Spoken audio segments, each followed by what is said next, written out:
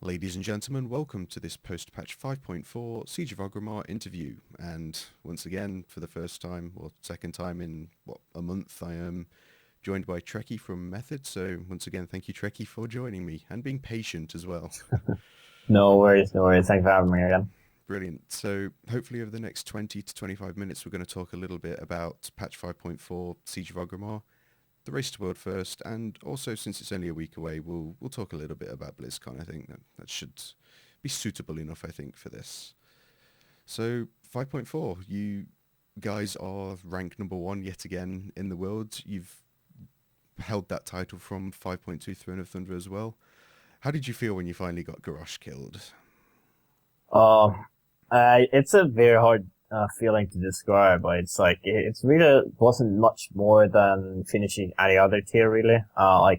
Defending the title is always great and all that stuff, but it's just all about the first, we were so much into just being done with the content at that time. That it was fit. It was just an amazing feeling, is knowing that it always is like just being done with content. It's amazing. Do you find that it's a bigger deal kind of defending the number one title from 5.2 to 5.4, or do you think it's bigger kind of claiming the number one spot from, say, rank 2 or 3 in the previous tier? Yeah, I think it's bigger to claim it, to be honest. It's very hard to defend as well, but it's just more that everyone sort of expects whoever got first last year gets first again. So it's always bigger for the guild to be claiming that, number one rank. Otherwise you always, like, when you're in the first one, you're favored. So people will expect you to get first. So yeah, it's more prestigious to take that one away from a guild for sure. Okay, so now looking a bit more specifically at the Siege of Orgrimmar raid, were you happy with how it played out compared to what we kind of spoke about, I don't know, a month ago, and you saying that it looked like it had the potential to be good, but did it play out like that for you guys? Yeah, I think Siege of Orgrimmar was a bit different from at least the other raids, for better and for worse, to be honest. We had a few, harder fights, but we had a lot of easy fights, which I wasn't very particularly, I didn't really care in the beginning, just face all through them and didn't really like it, but just felt like trash. And then it's like, that's just gonna be annoying every time you're gonna go back and farm it.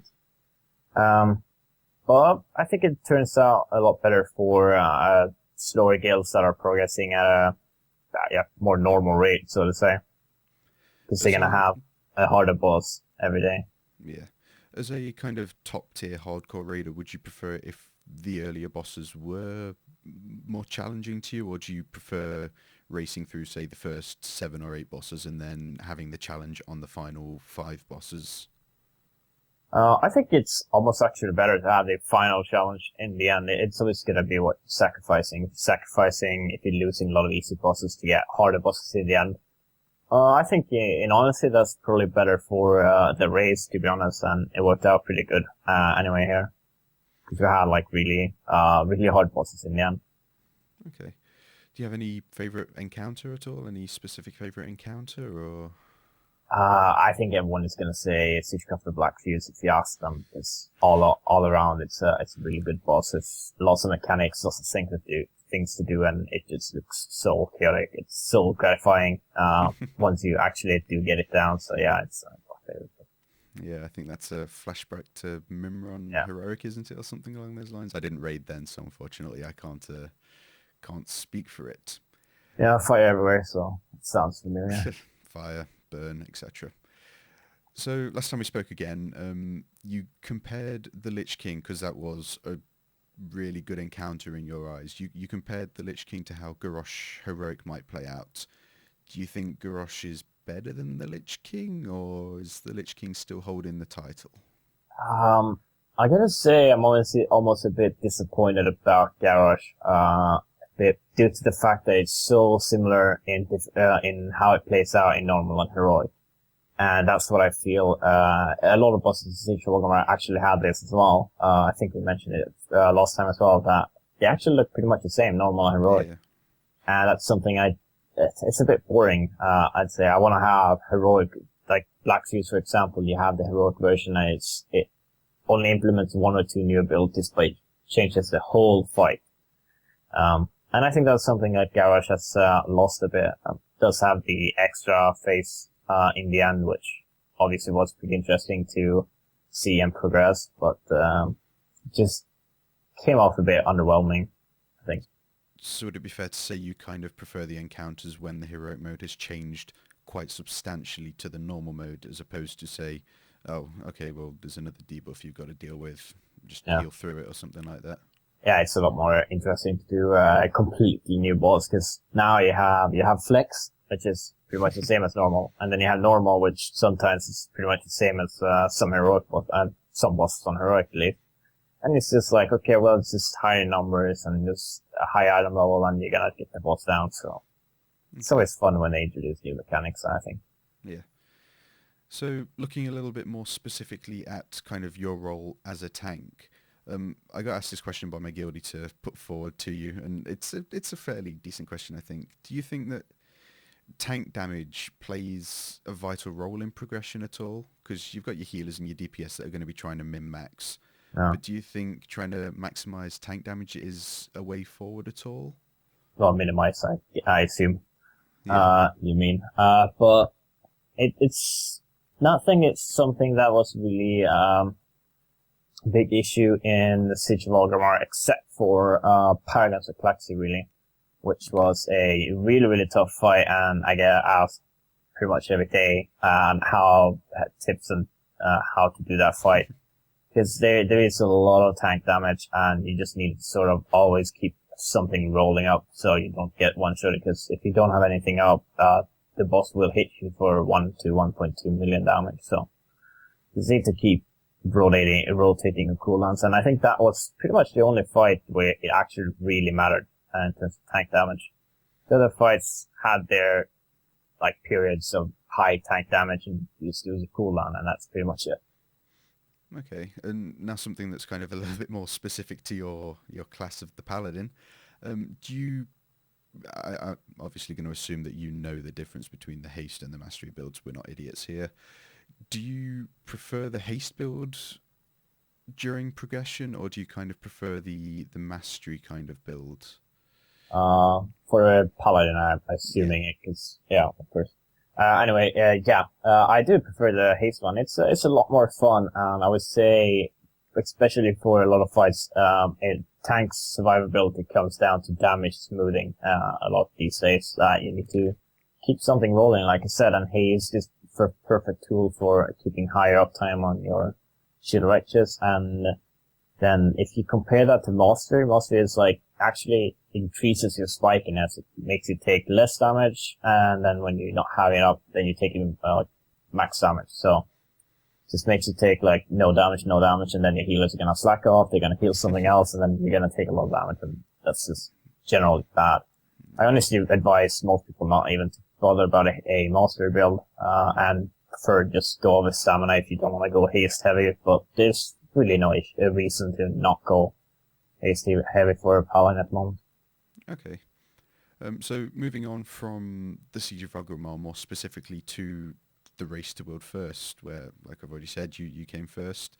On the first day, so this would have been the Tuesday for the Americans, the Wednesday for Europeans.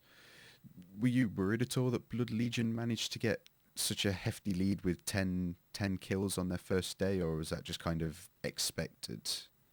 I think it's sort of just come down to being expected these days. 8, well, let's say 8 or 10 something they had killed before we woke up. Yeah. I don't remember if the kill spoils or... I think they got 8 kills, and then when you started raiding, they got a further 2 kills, and then they took a break and then continued to progress the day after. Yeah, something like that. But it's something we sort of come to expect. Like, US guilds will always get a head start, of course. This time when we were obviously asleep, and then when we woke up, it's like, realized they like more than halfway through the instance, but like, we always have to sort of expect, we have to hope that the later bosses are harder, because otherwise we don't have time to catch up. So that head start is quite, heavy in the beginning. And we just more or less, when we woke up and saw them killing so many bosses, we realized that most of them were pretty easy. So we're just gonna be able to gear up the right classes and get the loot distribution going in a proper way. Because if the last bosses are not hard, then there's no way for us to catch up at all. If they are hard, then it's more important to have a clever loot distribution and just make sure that everyone gets a piece and does as much damage as possible.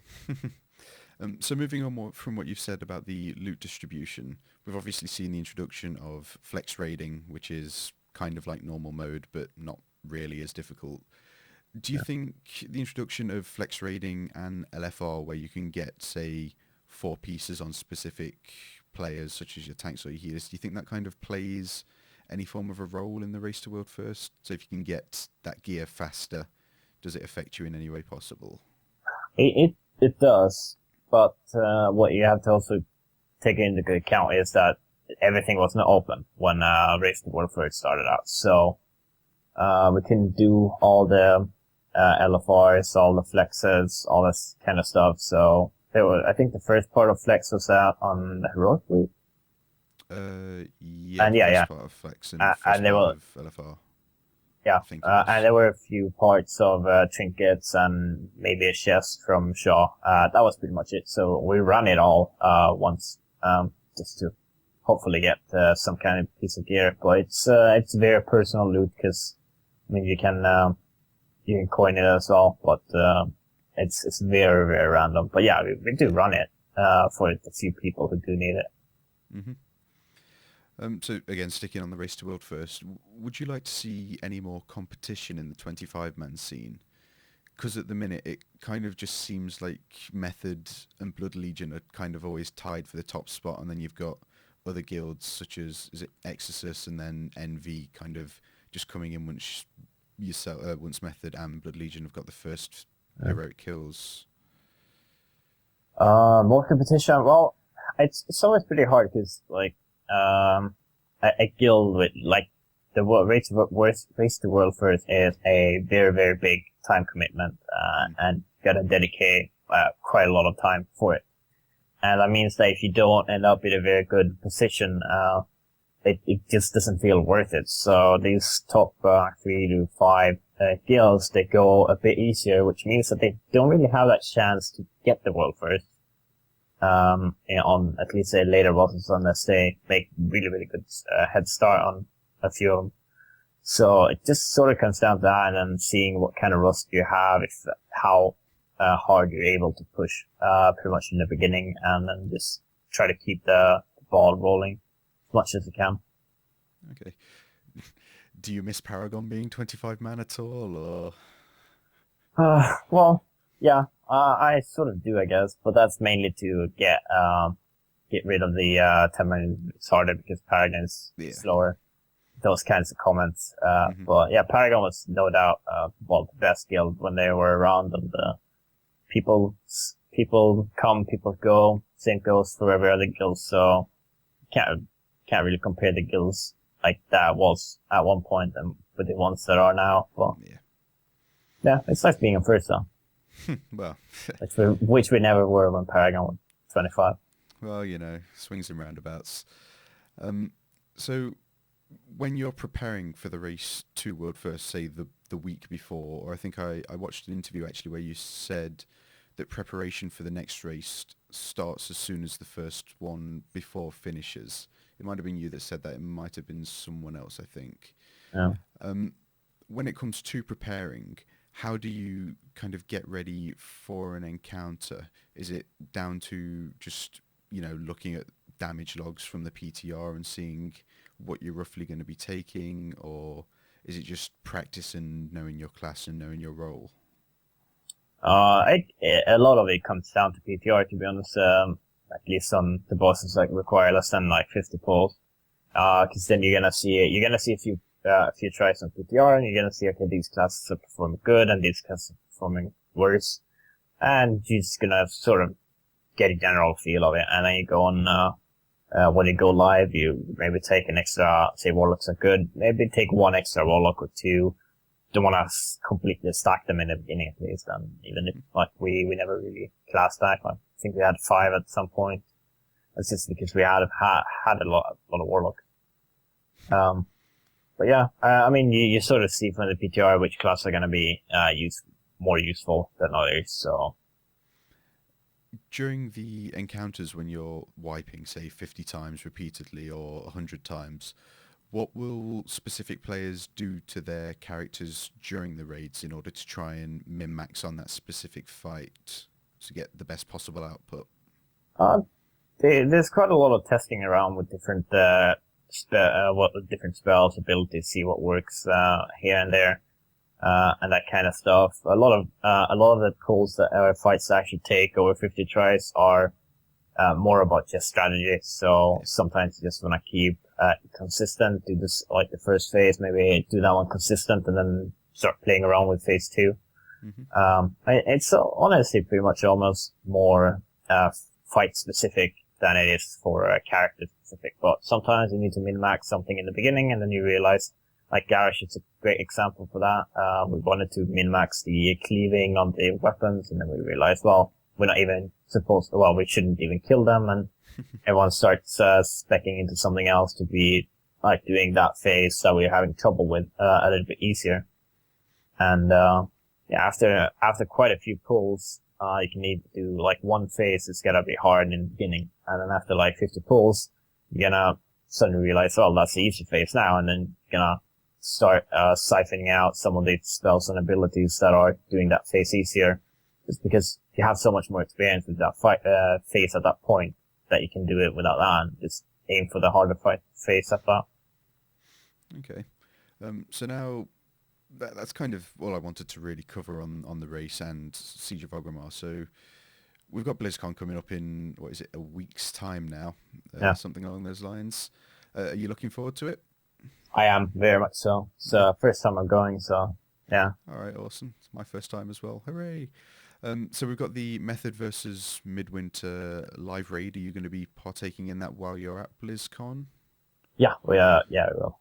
Okay, just on, I think it was a blue post the other day, there was a few names mentioned, but yours wasn't up there. Yeah, we have a few people who are on the main stage playing in front of a live audience, and then obviously since we're a few people going, and I expect Midwinter to have even more people going, and to even be able to bring 25 people to the raid, obviously we're going to be able to play from the backstage or something like that. Yeah. So we'll be participating as well. It might not be on the main stage though. Have you been told much about the live raid in advance, like what you're going to face? I mean, I know there's only 5 bosses you're going to be taking on, isn't there, as opposed to the entire raid? But is there anything else that you've been told about, or is that pretty much it? I think that's pretty much it. We know which bosses we're gonna do, and how we're gonna get between them and all that kind of stuff. But so we're able to get preparations of who we want to have in and all that kind of stuff. So otherwise, we'll see what else unfolds on live on the stage. Yeah. So on the more raiding side, announcements at BlizzCon, are there any kind of changes you'd like to see to raiding at all in order to make it more appealing to a wider range of people at all, or? I think honestly, well, we have both Flex and Alpha right now, so I think that's quite a good way to get as wide audience as possible getting into raiding. Made it more incentive to actually step into the normal modes. I think we're gonna see that, to be honest, in the next year. Seeing as Flex and normal mode are so equal at the moment, it's just higher numbers, and the groups that can do Flex a few bosses in Flex can honestly, like, after a few weeks, with a higher level, they can step into normal mode. So maybe something to add incentive into that, because, that obviously keeps people, progressing as well. Okay. So obviously it's BlizzCon. We're going to know the next WoW expansion. We're going to know of a few other things as well, such as Diablo 3 or StarCraft expansions. Is there any other Blizzard games you're excited to know more information about, or is it mainly just World of Warcraft? Personally, I'm kind of just pretty much only World of Warcraft kind of guy. I have StarCraft. I played a bit of Diablo, but honestly, after like the first month of Diablo, like I haven't touched the game since. I do play Hearthstone, a little bit on and off. And yeah, well, we'll see what that's still in the beta, so I don't know what exciting news they can bring there, but I'm Open always, beta. yeah, Maybe. indeed. I'm always looking at what's happening in that game as well, so. Yeah. Do you see yourself taking part in any Hearthstone tournaments anytime soon at all, or? No, No, I'm not basic. I'm not very confident in my deck building. To be honest, that always feels like my weak point, but, it's a lot of fun though, still. It is, yeah. So back to World of Warcraft, is there any kind of themed expansion you'd look forward to seeing, or are you just kind of a show up and kill stuff person? I think I'm more of the show up and kill whatever they throw at us, to be honest. But I would like to see more involvement with the old gods and especially the Titans. I think, yeah, the Titans are a branch of lore. I feel like it could be really, really epic. So yeah, I want to see more of that. Okay, you never know. Maybe some big dragon might try and destroy us again, and Yeah. we'd be in for a great expansion. So that is roughly the 20-25 minute time frame I said we'd do this in. So once again, thank you for joining me, and you never know, we might see each other at BlizzCon. Probably not if you're avoiding me. You never know. It's gonna be lots of stuff to do though. Yeah, it's going to be amazing, hopefully. So like I say, thank you for joining me, and keep in touch with Treckie over at his Twitch stream, which is twitch.tv/Treckie. And you can also stalk him on Twitter as before, which is @MethodTrekkie. If you'd like to follow myself on Twitter, that's just @FlaskUpWow, and you can also find any other contact information at FlaskUp.com. Thank you for watching, and hopefully we'll be speaking again soon. Thank you.